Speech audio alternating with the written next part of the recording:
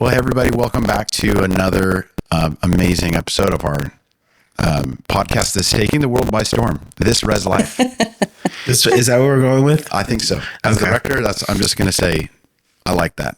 All right. And we're in. Do you think that's a good one, Mateo? Yeah. This is the first time we've ever had a sound technician. Whoa. See how serious this is getting? Mateo's here. So he'll make sure that we stay on the rails and sound good doing it. Today I have my friends and also our staff members, Deacon Scott and Kirsten, and we're thinking it'd be a really good idea to have a conversation around pride. And because we're about to do this, a bunch of us from the church are going to go to the Pride Parade. Some of us did it last year, and we have so many stories and so many voices and just a lot of conversations that could be had, really, really good conversations to be had. And we thought doing it on an episode might give us, some of us in the church, the ability to listen in and learn and get to know you guys and your stories and get to know the story of the church and, a peek into that. As we do, I want to say, I think it's really important to just lay out some space for this in our church. The way our church carries conversations around things like pride and sexuality, inclusion, is very much, I think it's very generous, truly generous, and safe and hospitable. And what I mean specifically by this is, there may be people at Res thinking, if I want to be a part of Res, do I need to agree on everything in the space of sexuality in the Bible with Father Shawn? And to that, I would say, no, you do not. And actually, this is the same invitation I've always given to the church, which is, hey, you don't have to agree with me on this, on any of these things. All I actually ask of you is to treat one another in love, which is framing our whole conversation today. So your actions of love, your loving actions, and I think this is, as Christians, pretty basic, right? The basic concept. Yeah. Of course, our thought life matters and our study matters, and the way we think through things like this critically, it absolutely matters. And yet what matters more isn't conformity about thought, but uniformity, solidarity in loving action toward one another. Absolutely. So does that click? Does that strike you guys as clear, or does that sound like church talk or like complicated? What do you think? I mean, it's how a couple of churches that I've been a part of in the past, how they approach it. That, look, we may not all agree on this thing, but we have all said we are going to love one another. And that means basic levels of respect and dignity and being kind and gentle with one another at all times, while acknowledging that we have a difference. Right. And there's complexity in this space. And I think that's a relief I think that I can extend to people too, is if you don't know what you think about this with regard to the Bible, with this, if you don't know if you don't have a comfortable or clear or thought out sense of like human sexuality according to the Bible, I would say, first of all, that's okay. You should think about it. You should study, because you have, the listener, we have everyone is involved in human bodies and sexuality, right? It's not a scary or bad or shameful thing. It's actually something that's wonderful and good and beautiful. And yet I'll say, and studying this in Scripture is actually really, like a lot of things in Scripture, it's really tricky. It's complicated. I mean, I did a couple of advanced degrees in the space of Bible and theology, and still didn't find myself doing the work that I needed to do around sexuality until much later. And even then, and even now, I still have a lot of questions, and that's okay. But I think if people are listening to this thinking I need to have baked answers, no. And it's okay. But keep working and keep in community talking about this. All right. Well, so I want to launch into this and hear some of your stories. And Deacon Scott, you were the star of our last episode, which went viral. And I'm really grateful that people got to get to know you, but we didn't get to know this aspect of your life and your journey. You have actually, the more I'm working with you, the more I'm grateful for you, because you have such a different experience of the Episcopal Church growing up in it than I did, or than that Rez does. And you still look at us sometimes like, you guys are weird. Right? That is not true. It's kind of true. It's kind of true. It's lovely. So tell us about your own journey and how you grew up. Okay, so I did grow up in the Episcopal Church. I grew up in the Diocese of Washington, that is D.C., not state. And as far as the topic for today goes, it was at church that I first met the first person I perceived to be gay. I met at church was a guy who was a few years older than I was. So he was a teenager. He was in the youth group. And when we joined that church, I was too young to be in the youth group, but then I eventually grew up into it, and he was still there in the youth group when I got in. He was the first person I perceived to be gay. The first person I met knowing that they had HIV, I don't think he had AIDS yet, was at church. He preached on basically loving one another. So this was a clergy person. No, this was he was the nephew of a very prominent member. Oh, I see. In the community, and the aunt and uncle had been talking to the rector about, through pastoral conversations about how to handle this and like what it says about their family. And the rector was like, well, he's got to come preach. And wow. So he did. And he preached on love and like preached on what his life was like, living with HIV. The church immediately had a conversation around, because it was a very, very high Episcopal church. And like intinction or dipping during communion was not a thing until that Sunday. Interesting. And then it became a thing. Wow. In the church. But like never, ever have I heard from growing up, never did I hear from an Episcopal church, my Episcopal church, and the Episcopal churches that I visited as a kid, never did I hear that homosexuality or being gay was wrong or a sin. I did hear that out in the world. Sure. And from other churches that I would visit with friends, or from, especially from one of the churches that I would do vacation Bible school with. But I never heard it from my church. And so I just kind of discounted it because it didn't come from my church. Sure. And that continued. I've only had one incident in an Episcopal church that gave me pause. And that's when I first moved here to Austin. I was looking for a church home, and I went to the Episcopal church that was closest to where I was living at the time. And they asked, they greeted me warmly and said, "Oh, what are you new to Austin?" I'm like, "Yeah, my partner and I just moved to Austin. We moved here for his job." And wait. So you're a gay man? Newsflash. Oh, sorry. I buried the lead. Yes. I'm a gay. Yes, I'm a gay guy. I'm a gay man. And so I was like, yeah, my partner and I moved here for his job, blah, blah, blah. They're like, oh, okay, well, welcome, have a seat. And by the time communion happened, the rector had gotten word that I was in the congregation. When I went up for communion, he would not give me communion. Goodness gracious. Like at the rail. Would not give me communion. Gave me a blessing and said, I cannot give you communion. So this was the first ever time that you encountered something like that in church? That was the first. And I guess that's the only time. But that was definitely the first time. I mean, that's awful, but that's incredible to me. Yeah, I am a person from where we're coming from. Like, that's like, what?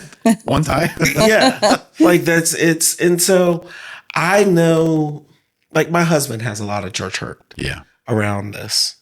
And he grew up in a Black Methodist church.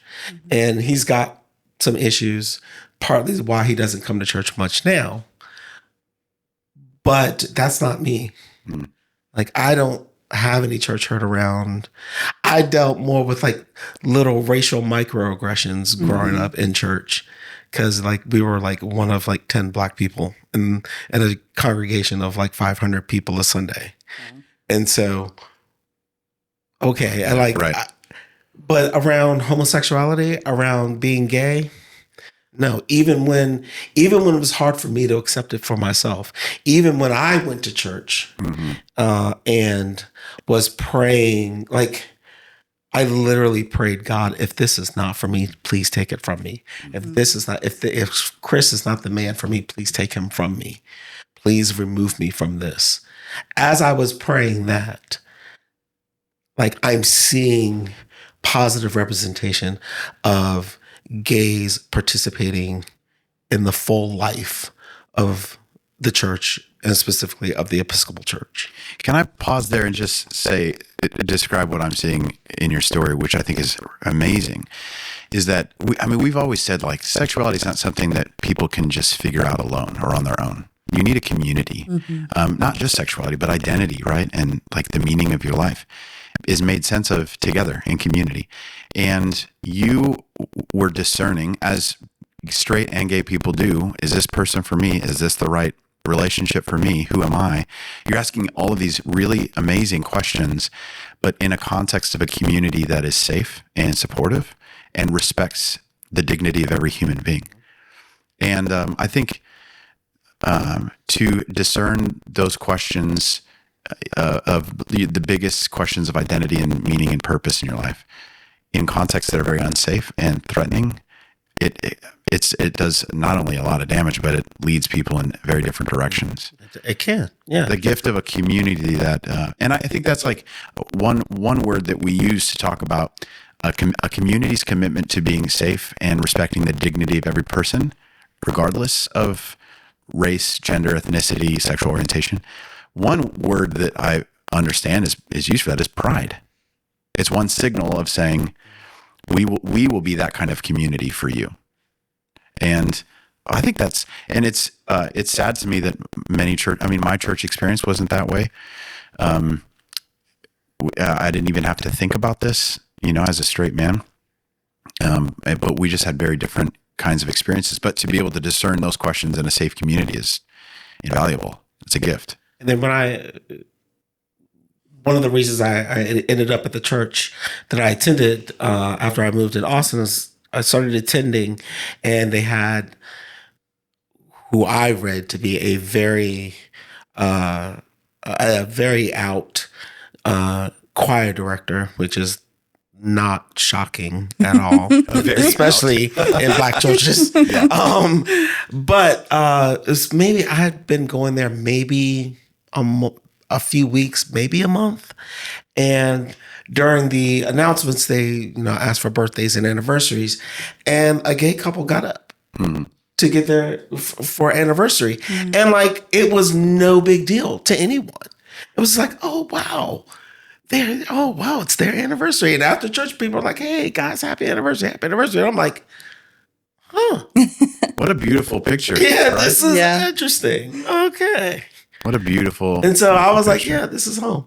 And so it just reaffirmed what I already felt and knew. And that's that for me, the Episcopal Church has always been safe. It's always been wonderful that anything it's always been my own doubts from hearing other voices and allowing those to create some kind of uncertainty in me.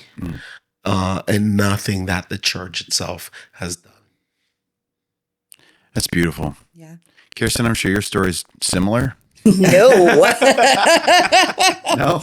Not similar. What? No.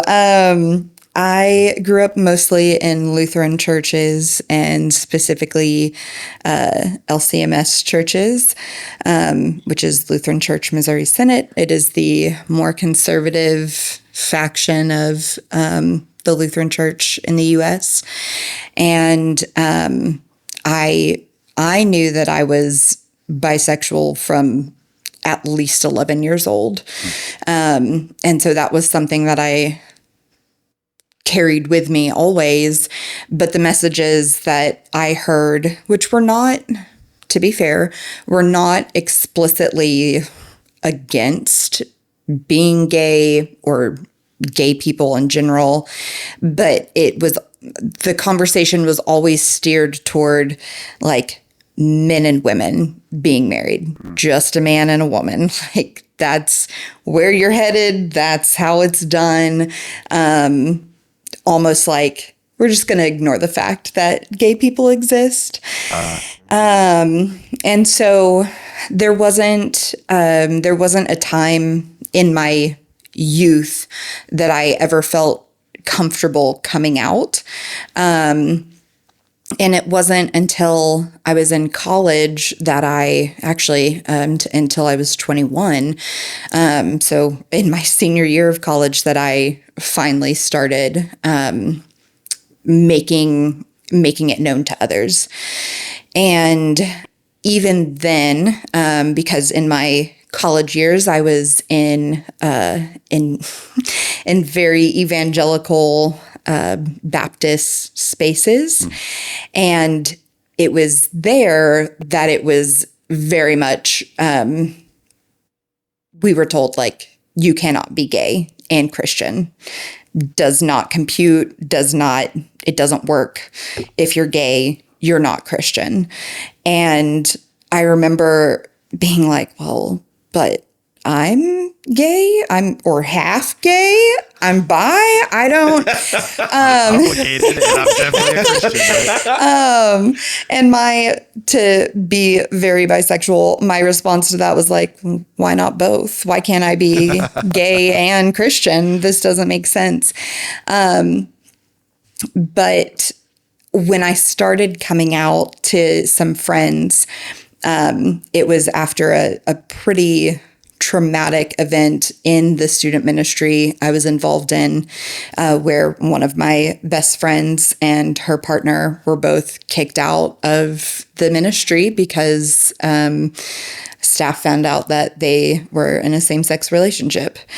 And so my coming out to her and some of my other friends in that space was more of like a solidarity thing rather than like, oh, I'm out. Let's make this a party, but more like you're not alone in this. And even though all the messaging around us was like, you are bad and condemned for this, I didn't see it that way, even though that was still the messaging that I was hearing. And so it really wasn't, my sexuality was very much stuffed down, closeted, in order to keep myself safe in the evangelical spaces I was in, even up through my 20s. Wow. And then how did you, I remember the day you walked into Res and the conversation we had. Yeah. Tell us about that. Yeah. So I had left a church that I had been at for over 10 years, a church that had sent me overseas as a missionary. And there were several issues with the reasons why I left. But one of the big ones was I was really tired of having to hide my whole self. And I felt like I was not able to live truly authentically. And so I left that church and came to Res. And that Sunday that we met, you were the first clergy person I ever came out to. And I think I had hit a point where I thought, if I am going to live authentically in the way that God has made me. I need to be in a space where I can be my full authentic self. And so here's the thing that I think you might not want to take. So let me put that on the table first, and then we'll deal with the rest later. And you were so encouraging and kind. I think the first thing you said to me was, wow, thank you so much for telling me. And then you're like, you are welcome here. You're welcome to participate and serve in every capacity. And I've been at Res ever since. I think I said to you, if you're not welcome here, neither am I. Yeah. And I think I said, and I've had this conversation so many times, and it always goes like that. And it always sounds like, of course you're welcome here. I'm so sorry that you would need to even ask that. And also, and if you ever run into trouble, you point it to me. 100%. That's none of your business. I was like, your back. Shawn will go to bat for me. And that, yeah, like, and you always have. Oh, thanks. Well, maybe this is a good dovetail to the church's story and like where we've been with that. And Res, we started this 10 years ago, and we moved from Santa Cruz, California, which is like the lesbian capital of the United States per capita, right? Just so we just were always in gay communities. And Austin, when we moved here, we moved into a neighborhood with gay families, and they were family to us. They became our closest friends and just dear family. And so we never knew a time in our church in which LGBTQ folks were not like critically, like essentially a part of the church, in like very deep ways. So Res has always had a diversity in that way. And I'm not going to go through this whole thing because it's a long, crazy story, but over time we realized and it was actually, I'll highlight some things. Like sometimes gay people in the church would print out letters or send me articles about the denomination we're in and saying, is this us? Or, man, I feel really unsafe by this. Or I remember sitting down with gay people and reading the catechism with them and saying, how does this make you feel? And they were just like, this makes me feel awful. This is terrible. And I felt the same way, but I just was trying to understand, to see things through other people's eyes. Again, because the world that I was from and working in and operating in ministry in, it worked for me. And it's until we borrow the eyes of people for whom the organization or the community does not work for, we won't, I think, be able to stand in solidarity with and honestly see more true things. Like we sort of have blinders on until we borrow the eyes of the community, everyone in the community, and it's something to be afraid of. It's actually a gift. So we did that. We did our secret gay brunches for a while. You don't even know about this, do you, Scott? That's why I'm like, wait a minute. How did we start that back up? Why wasn't I Right. It was a time when some LGBTQ folks in the church were like, Shawn, we want to tell you our stories, which I'm like, what an honor. Like, it's crazy that you would want to share that with me. Like, I feel this is very flattering. I want to be a part of this. So I would take him down to a coffee shop or an Austin Java down the road from our church, and we'd have mimosas and just go around the table, and I would ask, what's it like to be you? Tell me your story.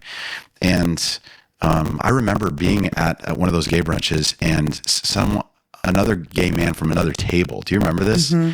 Someone was telling their story as it relates to the church, and another gay man at another table stood up and berated us, saying, I forget exactly what his issue was, but I think it was triggering to hear conversations about faith and sexuality for this person. There's clearly a history there of like hurt, and it was heartbreaking. Like just even talking about, our bodies and our faith was triggering for people. And we try to say, look, we're allies, same team. So we did that. The community got to a place where we needed to decide, we needed clarity around around the kinds of teachings that would be available in the church, that would be taught in the church, and what kind of community we were going to be. And we found that we really couldn't be the kind of community that we think God has called us to be that, again, according to our baptismal covenant, respects the dignity of every human being and loves one another truly. We could not do that unless we had a more inclusive posture around sexuality. And the environment that we had existed in, this was a very anxious system, a very anxious community around sexuality, and also a very violent, not like physically violent, but just emotionally, verbally, like the stakes were very, very high. And so it was very anxious. A former colleague of mine and friend of mine just got dismissed from his church for posting in that previous denomination, posting something in favor for the love and care and inclusion of LGBTQ folks. So it was that kind of space. For I think 2 years, folks in our church were writing into the prayers of the people the sentence, we pray that all LGBTQ folks would find a welcoming home in the church. And there were people in the church who took issue with that because it had been in there for 2 years and it sounded institutionalized, like it was the view of the church. And they were concerned that this was unclear and it was like not teaching and not leading people to the fact that the denomination actually does not agree in a way that may sound. So I decided to not censor it and leave it in, but that put us on sort of a collision course with dealing with clarity around sexuality, which I'm really grateful for our church being able to have those conversations. And we had big sort of living room conversations after the service. We'd all get our donut and coffee and we would walk through like, where are we at with this? What are people's concerns? And a lot of people were afraid to talk about this. A lot of people were afraid to be inclusive. In the conservative, worlds that we come from, to be inclusive is to sort of fall off the deep end. Yeah. Slippery slope. It's sort of this, it's the linchpin, of boogeyman progressive, ideologies. Yeah. And I don't say that in a diminishing or disrespectful way. I say that because I felt that, I lived that, and I have a lot of compassion and sympathy for that. And man, I still hope that people can find ways to ask those hard questions again and again, and then to, when they do arrive at a view, to hold that view and pray and continue to pray and study, but to hold that view in a loving way toward other people. I think that's really possible.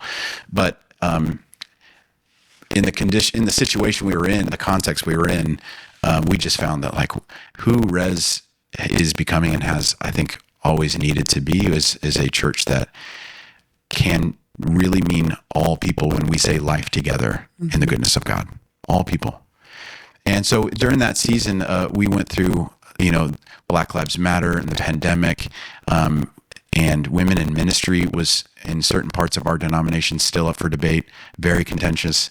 And so it was sort of like, let's just deal with all the things. Like we had been preaching about racism, we had been preaching about economic disparities and God's cause, taking up the cause of the poor, and it was the logic underneath it was inclusive in not just sexuality, but inclusive for like people of color, and inclusive of economic differences, inclusive of like all these things. So it kind of makes sense that we were working on that all together.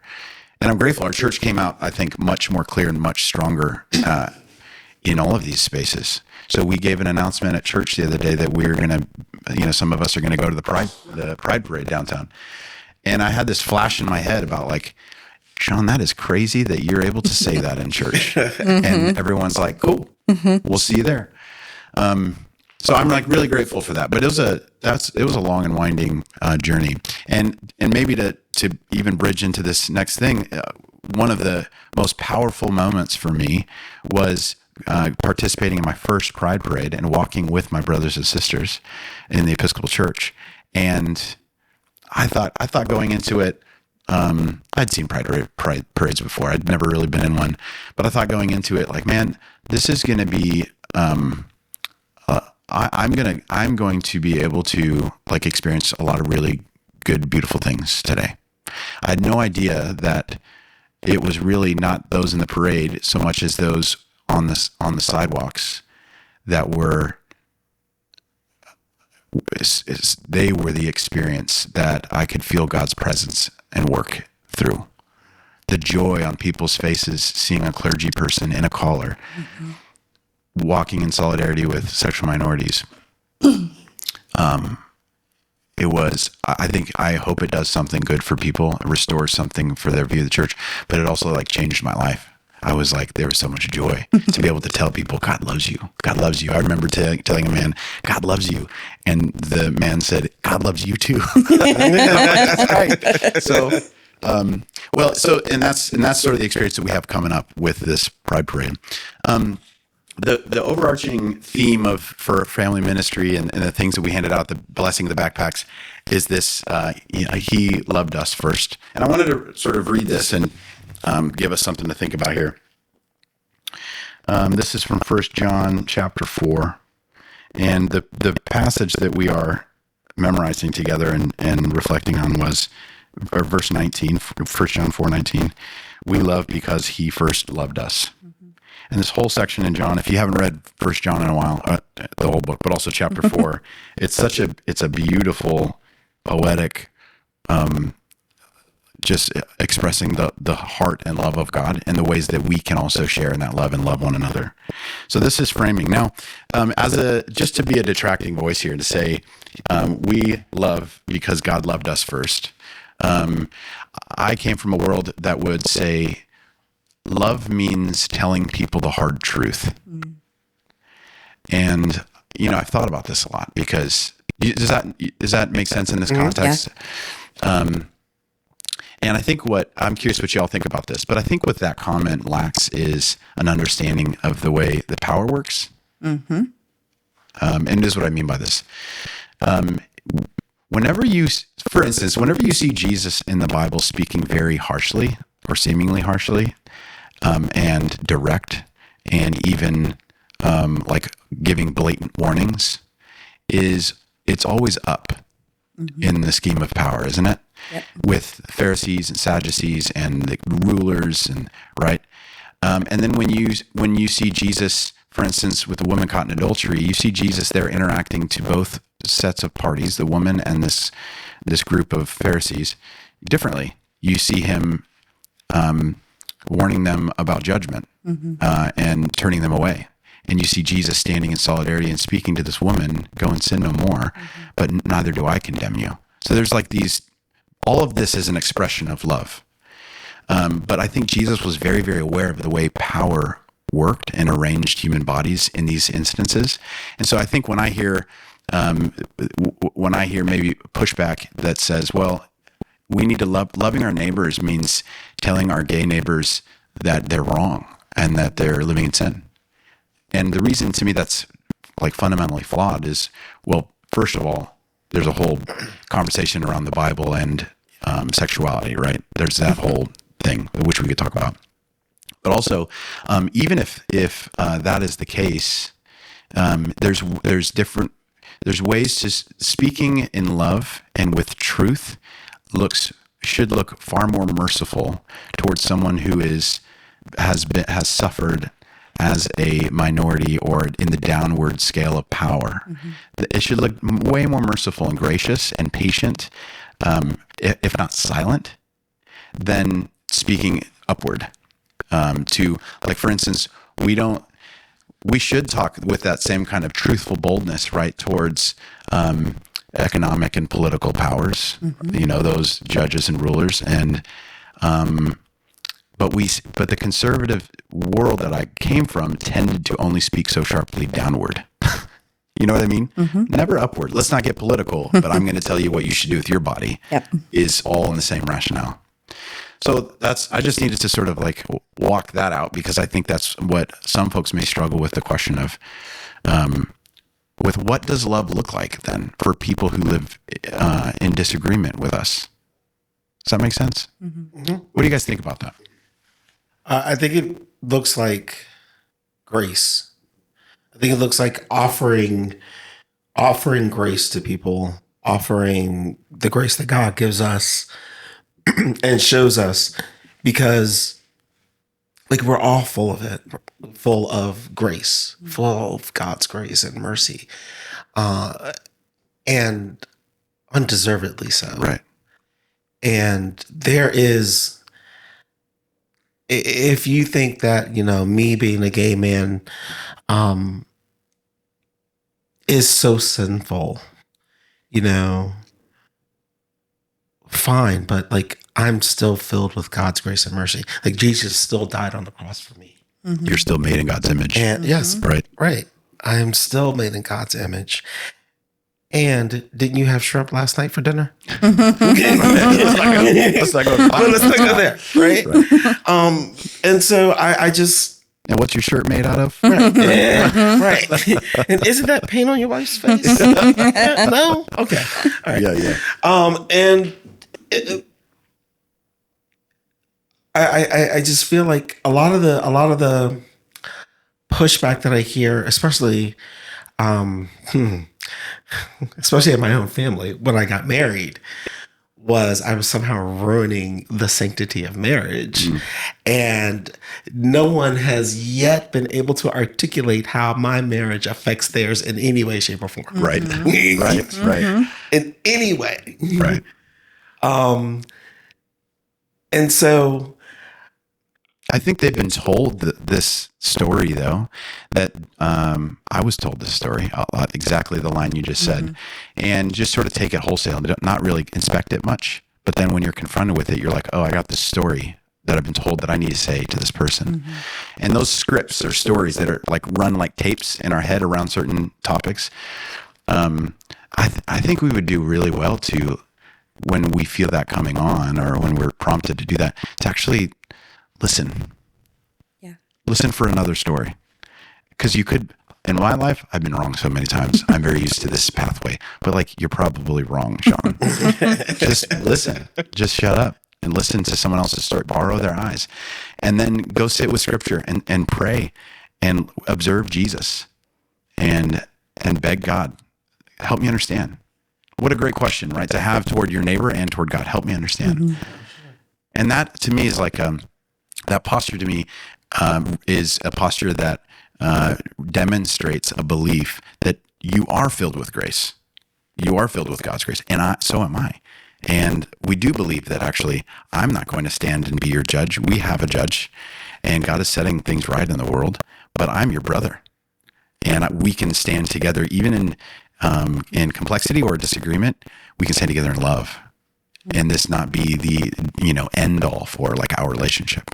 It's not going to come at my cost if you're a gay man, right? Like we can kind of come to those realizations if we give our relationships a chance. And this, let me just say this, and Kirsten, I'll come to you. I know I'm chatty here. As the straight guy, I should probably be the least chatty on this episode. I hear it. I know I hear it. We'll edit all this out. But that's what changed my life was relationships. That's what changed my life about this was people, not concepts, but people. And them being generous enough to share their life with me and get to know them and realize like, oh, I've been wrong I need to rethink this. Yeah. So Kirsten, I'll just toss it to you for any observations, but I'm kind of curious, what is it like to be someone that, what is it like to be someone that in relationship you can like offer someone a better way? That doesn't sound, it sounds exhausting. Yeah. What's that like? It is exhausting. But there's also, I think that I am able to have grace for other people because there was a time when I didn't have grace for myself being bi. And it was because of, the words that had been passed down to me, the stories that had been told to me. And so I wrestled with my own dignity and questioned if this is how God made me, why would God make me this way? Just to immediately condemn me, which is a whole other theological conversation. But I think I'm able to have grace for people as they're beginning to ask questions because actually curious. Right. It's a completely different, it's a non-starter, right? If somebody is not going to listen. But when you're in community and in relationship with people, you talk about your lives. And that was one thing, even in my time at Res, when I first came to Res, I was dating a man. We broke up and I ended up meeting the woman who is now my wife. And so in all of that time at Res, I was in, one small group, one table group, and they walked with me in this, change in my life. So not just a relationship ending, which, that's something you walk through with your friends. But then also like, hi, now here's this new person and we are both the same gender and she's coming with me now. So I hope like if you got questions, start asking them. And to be fair, I mean, this was also in the middle of the church leaving our old denomination. And so there was just a lot of kind of turmoil in general. Oh, I remember that. Yeah. That was tough to be around for, Yeah. especially for some gay folks. Yeah, I mean, I don't blame them. It really was. But the folks who stuck around always asked questions, open-ended questions, and were clearly coming from a place of curiosity. And so those types of conversations are not exhausting because, you already have a relationship established. And when people come in with curiosity instead of judgment, there's an actual conversation can happen. Right. I'm so glad you had that experience with even your table group. Yeah. I love Res. I do too. They got the best people, man. They really do. So I want to ask you this because I think a lot of folks in this day and age, I don't know how pride is news to anyone, right? But what does that mean to you? What does pride mean to you? So this will actually be my first pride also. Wait, I have been to more pride parades than you? One whole one. Don't worry, don't be nervous. I'll show you around. Yeah, I wanted to go to Pride in 2021 and ended up not being able to go, but I had when Twitter was still Twitter, I had some Twitter friends who were coming in town for it, and we had planned to go, and then something came up and we weren't able to. And so anyway, this is going to be my first time at Pride. And I'm so excited. I'm planning my outfit and makeup and everything. Right. But for me, it is an expression of joy and love and acceptance. And I think I see it as like putting it out there for others of like, I am filled with joy and love and acceptance for myself, and I want the same for you. Yeah. And I think when people are able to love themselves, it's easier to love others. But if there's a part of you that is hidden away and, is something that is secret or is shameful, which is how, unfortunately, a lot of queer folks feel in church spaces. But if that's what you've always held on to, this is the opportunity to say, no, like you are made in God's image. You are a beloved child of God, and your sexuality is not diminished, or God's love is not diminished by your sexuality at all. And so, yeah, I don't know. I preach right there. You know what I'm saying? Like, that's gospel. Yeah.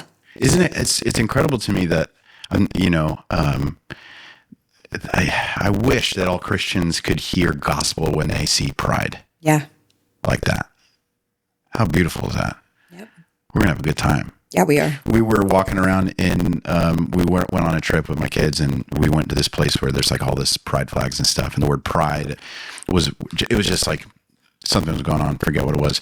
And I asked my youngest, I think it was one of my youngest, Emery or Elliot. Hey, we're walking. She says, "Wow, Dad, there's a lot of pride here." And I was like, "Yeah, there is." So what is that? What do you think that means? What's that mean to you?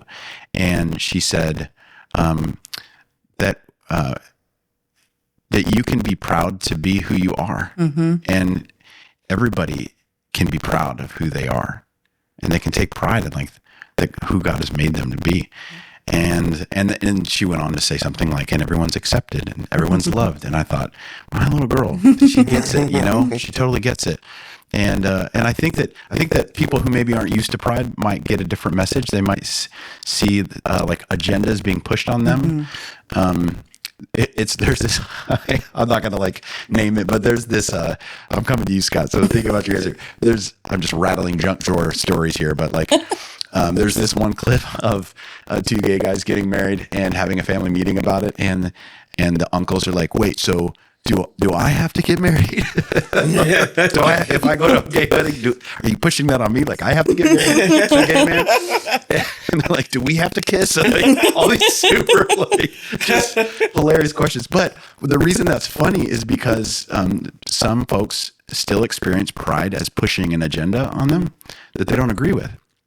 When in truth, what I've come to understand about pride is it is quite the opposite. It is there's no need to push anything on one another because the truth is we're all accepted. We're all loved just as we are. We all got problems. It's not to say we don't got problems, but it is to say he first loved us and we can do the same. And isn't there a great joy in that? There's freedom. That is liberation. Absolutely. That is essentially gospel. And I hope that people would hear pride not as something to be afraid of, but actually good news.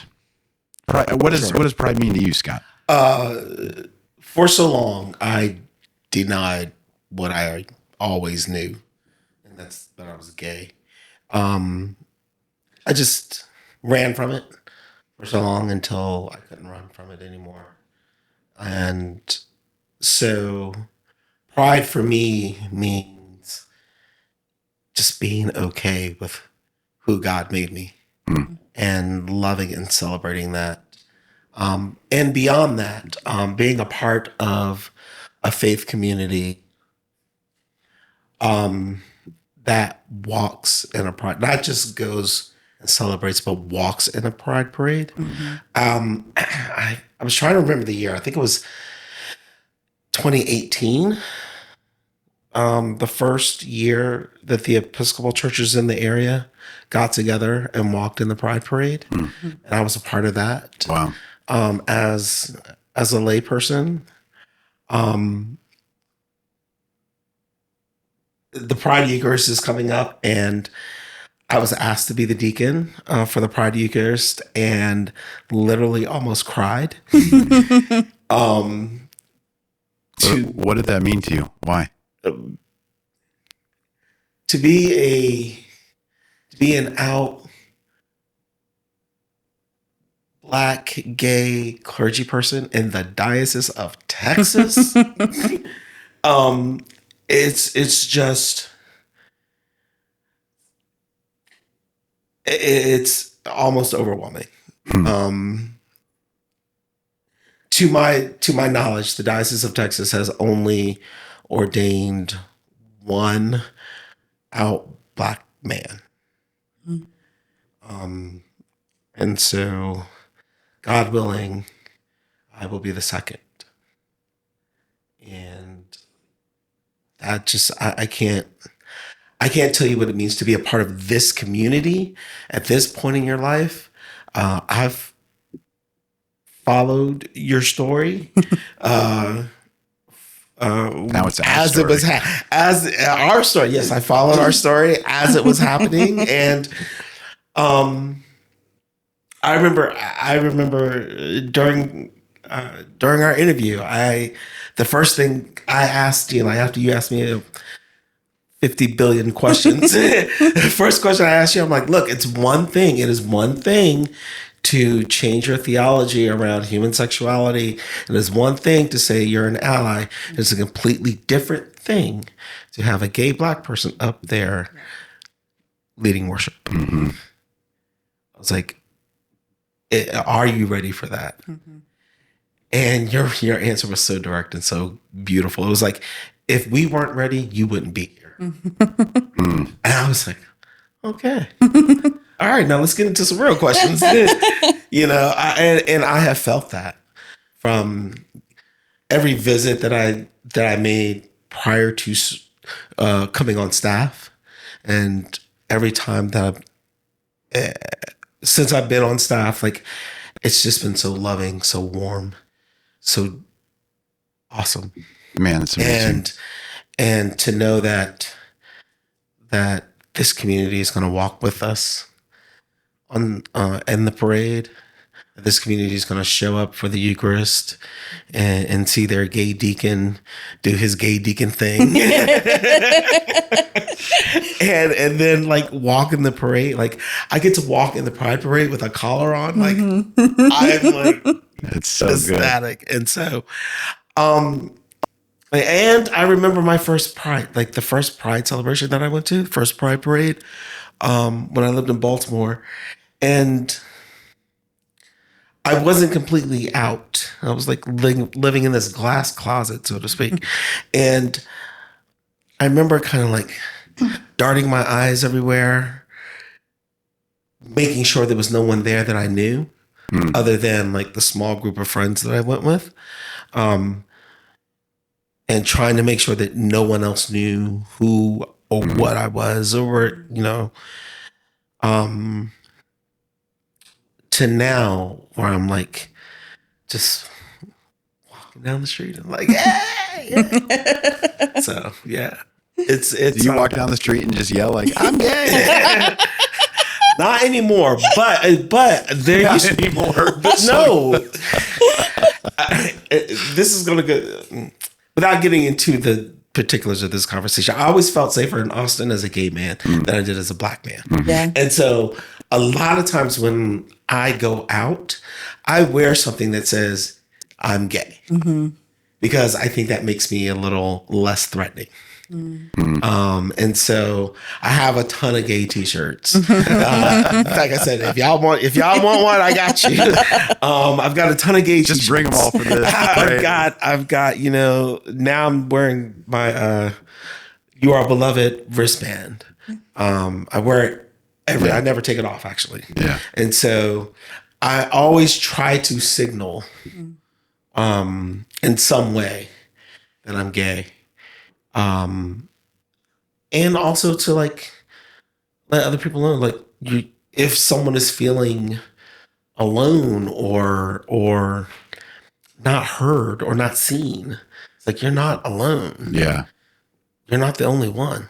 Yeah, you're not like broadcasting that you're gay to like shove it down people's throats. You're again, I love this. You're concerned with those in the downward scale of power, those who are marginalized and hurting and feeling alone, to show up like that, be like, you're not alone, and I'm proof, I'm with you. And that this is like, isn't this what we mean when we say he loved us first? Like, God did that to us first, that we could do that to others. And ideally, that's the call of the church, to be that community in larger communities that is willing to love first. I think this is going to be awesome. I'm really excited about this parade. I'm really grateful for your stories. I'm really proud of our church, and for all those listening, thank you for journeying with us in this conversation, just to hear stories. I think we have a lot more to talk about. There's a lot.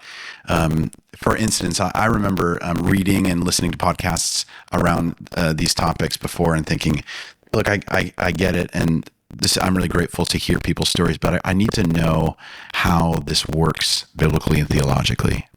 Why is this not so simple? Why is this so complicated? And helping people understand things like, hey, did you know that the first time the word homosexual was introduced in the Bible was in 1946 and has since been removed because of how And terrible it was a mistake. Yep. And the guy called it out as a mistake. Yep. And tried to get it removed. Yep. Or looking at things like Sodom and Gomorrah, and people make this out to be about sexuality when it was about hospitality, Yep. for instance. Or and so it just like you go on and on and on about like, well, people are like, well, Romans 1. Do the work around Romans 1. Look at the historical context. It seems like he even brought up like four-legged beasts. What's that about? Go figure that out, and it will shed some light on what the rest of that meant, because there were some other things going on. It wasn't just, Paul wasn't just randomly picking on gay people, right?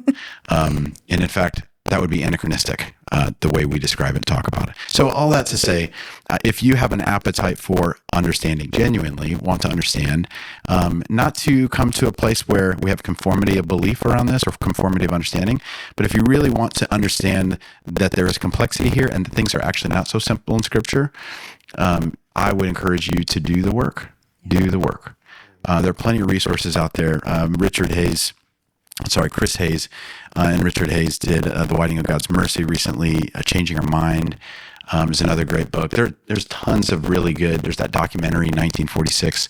There is now a plethora of resources out there for people who are interested. And if you are connected to our community, reach out to me. I'd be happy to talk to you about my own journey and the things I've studied and the questions I've asked and re-asked. And I'd be happy to share at least where I've landed in this. But ultimately, again, that I think, like our developed, rationalized theology, our perspective, should take a second seat to our actions of solidarity and love, and seeing every human being is made in God's image and deserving our dignity and respect. And I'll say that's what pride means to me. That's a perfect place to land our episode. Thanks for being here. Thank you for trusting us with your story and being so transparent. Thank you. That takes a lot of guts. Thank you. I'm really grateful for that. We love you. And Scott, by the way, I was going to say, on behalf of the church, another thing I did say to you in our private conversation, which was, you said, is your church ready for me? I was like, we would be honored that God would entrust us with a Black gay man, that we are that safe of a church. Yeah. Wow. That is a gift, the gift to us. That's a blessing. Oh, I don't think, did everyone know that I'm Black? Oh, we did. Okay. Until next time. Sorry. God bless you guys. Bye.